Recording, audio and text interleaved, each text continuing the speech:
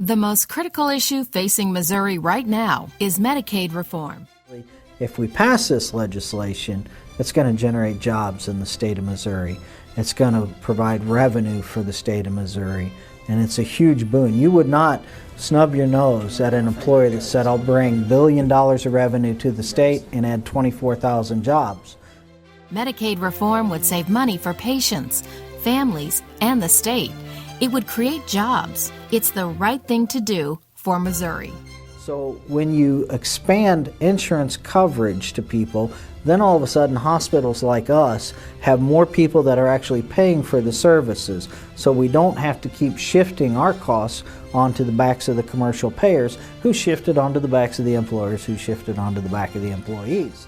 Ultimately, our legislature will decide if Missouri creates jobs or loses them, if we grow local economies or watch them decline, if people in need have access to medical care or not, if our federal tax dollars come back to Missouri or are used to subsidize other states. I'm optimistic that the Missourians will do the right thing for their state and pass this piece of legislation. You know, it's night and day, the different landscape in the state of Missouri, whether you pass it or you don't pass it. If you don't pass this legislation, you allow the federal government to take away that money, you allow all of our state tax dollars to go back into the pool, which are distributed to other states who did participate in the program.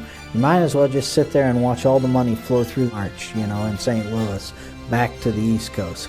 Let's keep our tax dollars in Missouri, create jobs in our state, keep our rural hospitals open and thriving. Do the right thing for Missouri.